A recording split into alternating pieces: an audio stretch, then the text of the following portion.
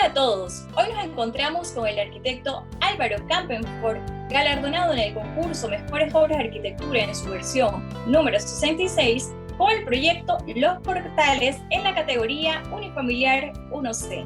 Bienvenido, arquitecto.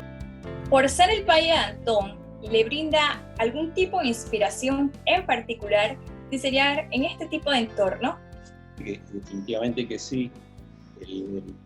Mi primer yo estaba trabajando en esa organización, otro proyecto que casualmente otra obra que fue galardonada, creo que hace un par de años. Me llamó este señor, esta familia, para hacer un proyecto y fui a ver el lote. El lote era un lote plano completamente, sin ningún árbol realmente, o sea, completamente intervenido, nada más tenía una grama. Pero me paré en el centro del lote y para donde mirases encontrabas el Cerro Gaitán, la India Dormida, por todos lados era un espectáculo. Y es un poquito la pregunta, lo que hablábamos de la ubicación del proyecto. Ese sí era un lote bastante grande, un lote como, no recuerdo exactamente, pero alrededor de 5.000 metros. Y teniendo tanto espacio y tantas vistas, era importante definir, capturar esas vistas, capturar eso dentro del proyecto. No podía darle la espalda a nada, ¿no? O sea, es algo que tenemos que ver cómo vamos resolviendo. Eso es difícil en un terreno tan grande, y si el proyecto no tiene, a pesar de que es un proyecto grande, tiene muchos metros cuadrados, pero no tiene suficientes metros cuadrados para llenar el lote, obviamente que no. Entonces, fue importante esa parte, ¿no? Las vistas del Valle de Antón, ¿no? Con el Cerro Gaitán, las nubes que entraban por un callejón que hay ahí, entre las dos montañas. Entonces, nuestro objetivo inicial fue capturemos esas vistas en todos los espacios que vamos a crear. ¿Qué expectativas o requisitos tenía el cliente para este proyecto? El cliente quería una vivienda, básicamente era una vivienda que la querían en una casa familiar para recibir a todos sus hijos, recibir a visitas y tal. Pero lo tenían como muy meditado lo que querían. Querían que la casa pudiera funcionar como si fuera por secciones. Entonces ellos decían, bueno, a pesar de que la casa tiene, creo que son 6 habitaciones, ¿no? 2 de huéspedes, 3 para los hijos, ¿no? Una principal, 2 de huéspedes y 3 más de la familia, de uso de los hijos. Decían, nosotros realmente, como son las casas del interior, la mayoría del tiempo vamos a venir yo y mi esposo, ¿no? Vamos a disfrutar la casa y no quisiéramos tener esta casa inmensa donde nos sentamos como solos, ¿no?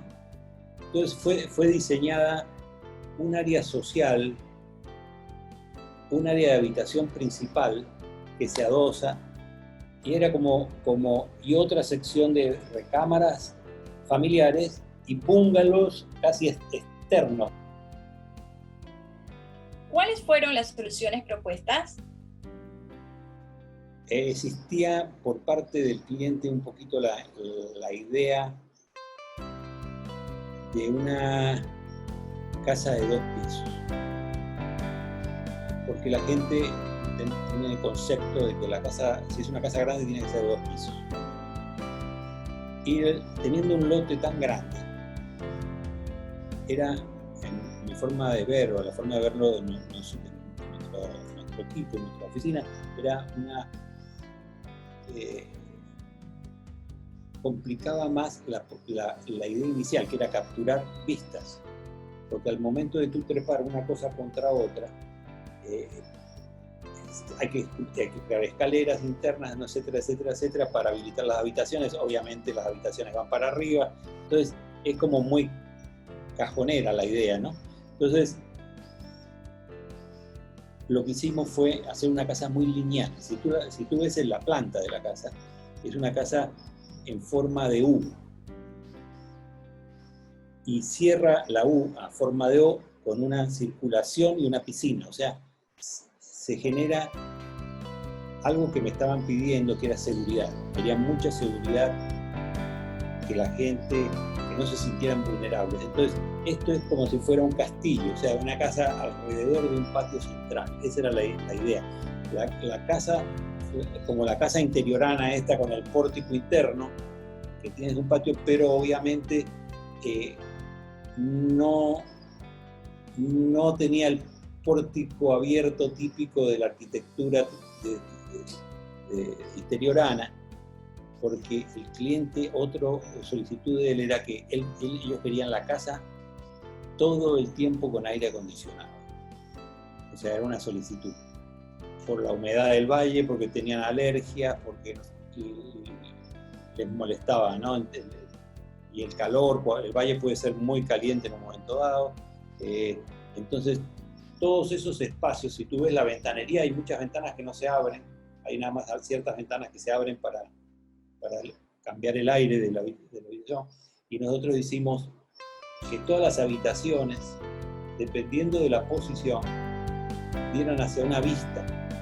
Entonces, y la circulación la poníamos al lado donde hay peor vista. Entonces, el pórtico en uno de los sectores ya no era interno, sino era externo, en una fachada exterior, y quedaba cerrado. Entonces, la circulación es una casa, yo creo que es la casa con más pasillos que yo he hecho en mi vida. O sea, yo me acuerdo que en la universidad me decían, pasillos no. Y digo, bueno, esto tiene, te digo, por lo menos el pasillo que comunica todas las áreas como 50 metros.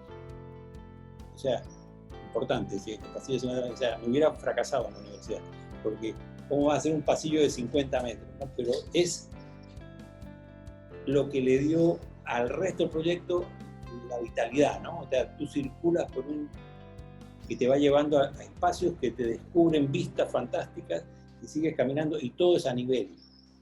Esa prueba de edad, o sea, ahí no tienes que subir. Siempre querían algo arriba, entonces hicimos un pequeño sala de TV, un mezanín de la sala, ¿no? De la sala principal, que tiene abierta al espacio ese. Y al final tenemos de la U, digamos, tenemos una terraza de un lado y una terraza del otro que se miran, pero se miran a una distancia considerable.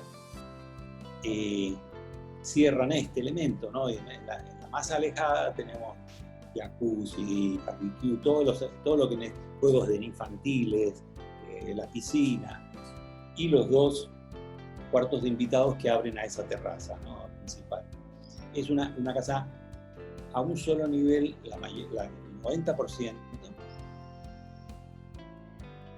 y es lineal. El diseño es completamente lineal, ¿no? Es una cosa de mucha circulación. Y yo tenía mis temores al momento de presentar el proyecto porque pensé si lo iban a entender, ¿no? El concepto y la idea. Y pues sí, lo entendieron y lo aceptaron. Y luego ya cuando han visto el producto terminado ya estaban fascinados y enamorados de la casa, que ese yo creo que es el mejor premio que le pueden dar a un arquitecto, ¿no? Que el cliente esté tan satisfecho, ¿no?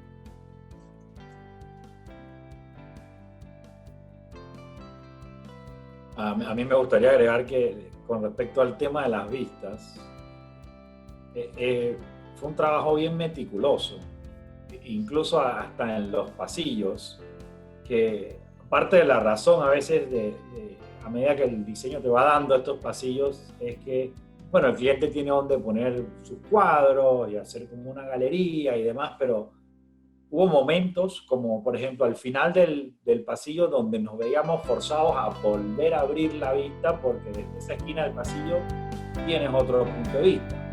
O datitos interesantes como en la terraza grande, por ejemplo, donde hay un asiento, se enmarca la India dormida con parte de la estructura del techo del metálico de esa terraza, ¿no? Fue bien. Háblenos acerca de los materiales que utilizó para esta residencia. Básicamente el uso de materiales, ese fue un tema interesante porque el concreto visto, pues hay gente que no le gusta el concreto visto, pero finalmente yo siempre les digo, cuando ven las columnas de concreto visto y estas cosas así, les digo, déjenlas así para que haya contraste. Cuando ponga el piso, si van a poner un piso de mármol, si quiere poner, y existe el contraste, el concreto visto se va a ver como oro. Le digo, entonces la gente va entendiendo, ¿no? Entonces, no, quiero repellar. Mantuvimos el concreto visto, el acero oxidado, tratar de, todas las estructuras de acero las dejamos que se oxidaran, le pusimos un sellador de poliuretano para que mantenga el color de óxido. ¿Cómo potencia la identidad de la obra?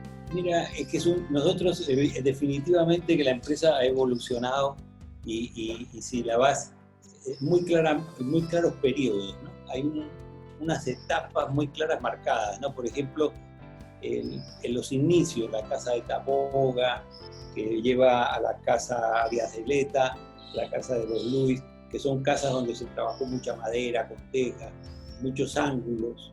Las maderas las poníamos en 45 grados, forrábamos las paredes y las puertas hacían era la moda, o sea, era como una cuestión de un movimiento un poco ligado a Archigrama, a Inglaterra, que estaba empujando un poco de este tipo de imagen, pero ligado a las formas puras, triángulos, cuadrados, muy claramente definido, a pesar de que la arquitectura era algo colonial en el sentido de que tenía teja, ¿no? Porque la teja, pero tú decías, bueno, tiene teja, pero las formas no eran de ese tipo. Esa era una etapa.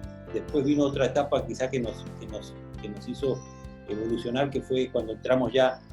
Hemos hecho muchísimas viviendas, pero también hemos tenido, de las viviendas también salen clientes que tienen empresas, y hemos entrado a hacer proyectos de empresas, hemos trabajado mucho para Toyota, hemos trabajado para Ford, en fin, para muchas compañías, Caterpillar, y nos hizo evolucionar la arquitectura hacia otros campos. Empezamos a entrar en estructuras metálicas, a trabajar mucho con el hierro y a salirnos un poco con la unión a la arquitectura colonial, ¿no? de la que uno venía, ¿no? En la época inicial de la empresa, y entramos a un modernismo, podemos llamar, quizá, no me gusta la palabra, pero que usaba el acero y las formas muy puras, y nos hemos ido yendo por ese camino, y la verdad que nos da mucho gusto los proyectos que estamos logrando. Últimamente, inclusive estamos trabajando en la actualidad proyectos con mucho acero y acero visto y pintado en negro, como es Quarry High, que es un poco movidos por el proyecto Quarry High. Están terminándose, que lo vamos a meter a concurso el próximo año si Dios quiere, y cuando se termine el proyecto, porque con lo de la cuarentena ahora pues no sabemos, pero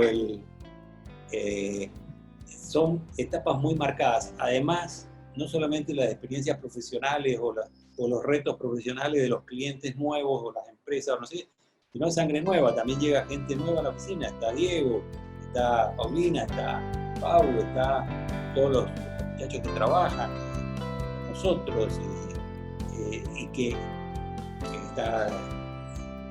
están poniendo su granito de arena, ¿no? su visión también, y ese es el producto de lo que hablábamos de sacar un producto de empresa, que es diferente. Yo creo que complementando un poco, estos dos proyectos pueden llegar a ser un punto de inflexión o evolución en la arquitectura que hemos estado llevando nosotros últimamente. Y si lo veo a lo que hemos hecho este año, puede ser, pero realmente es algo que de aquí a 4 años nos daremos cuenta si siguió evolucionando y dirigiéndose en ese sentido. Pues pasa mucho por el cliente que te toque, ¿no? Y ahí va un poco a la respuesta de tu pregunta acerca de la identidad del proyecto, ¿no? Y yo creo que sí.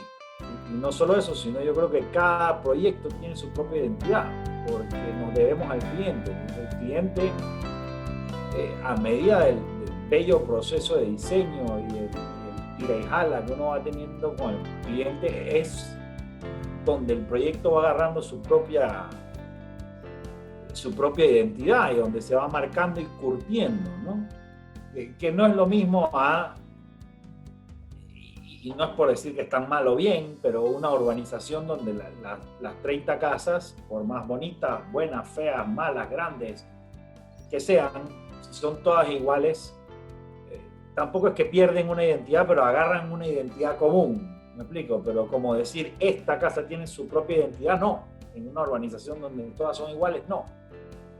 Y gracias a Dios, bueno, estamos en ese proceso y me parece que sí, que cada uno debe tener su propia identidad. Y efectivamente, a mi criterio lo tiene, ¿no? El cliente solicitó un sistema de reservorio de agua lluvia. ¿Cuál fue el propósito? Sí, sí fue solicitado desde un principio porque, como ustedes saben, en el valle en verano le falta agua, ¿no? Para empezar.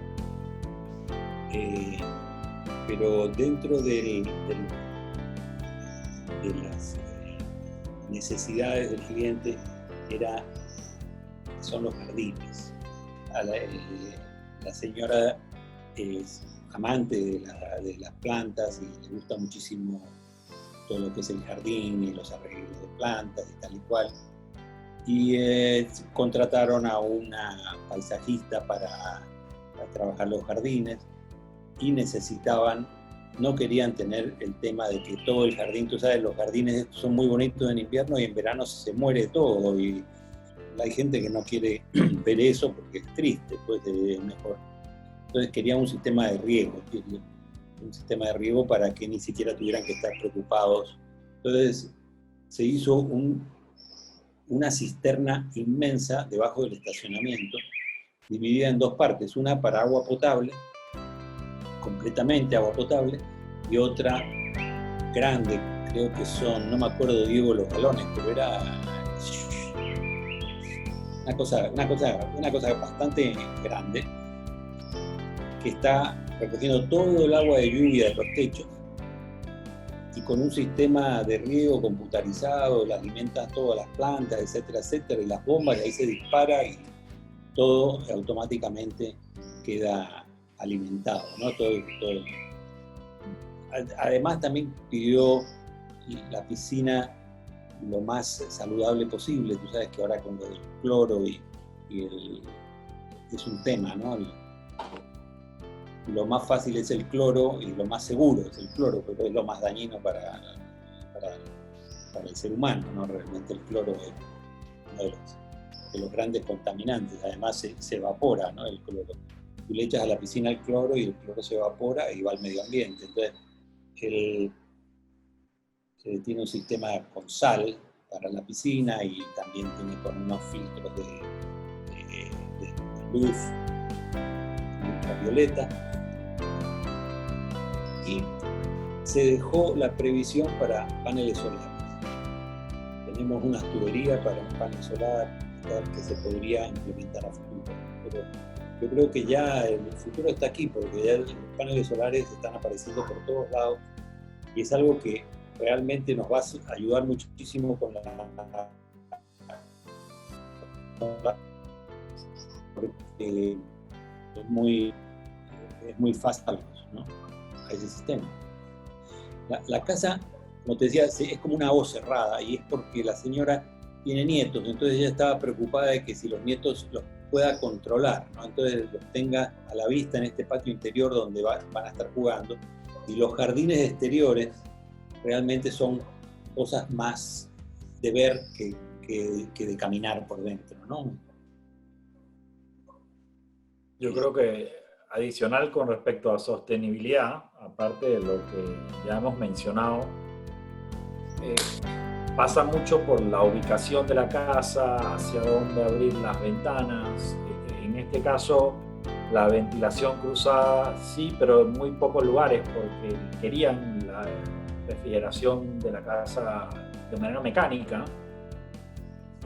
Pero sí dónde abrir las ventanas, cómo tratar ciertas paredes que tenían incidencia directa al sol, o la incidencia principal era solar, y los materiales, ¿no? Buscando que si el ladrillo y la arcilla para que sea un poco más fresco, donde sí había demasiada incidencia solar, y si era una pared blanca, por ejemplo, buscar la utilización de un material que haga y reduzca la temperatura interna de esos pasillos para no forzar la ventilación mecánica ni gastar tanta electricidad. Entonces hay métodos pasivos en cuanto al diseño de la casa que sí fueron implementados pensando en buscar este tipo de sostenibilidad. Muchísimas gracias, arquitecto, por concedernos esta entrevista. En nombre del Colegio de Arquitectos, le queremos reiterar las felicitaciones por formar parte de este grupo galardonados en la versión 66 del concurso Mejores Obras de Arquitectura.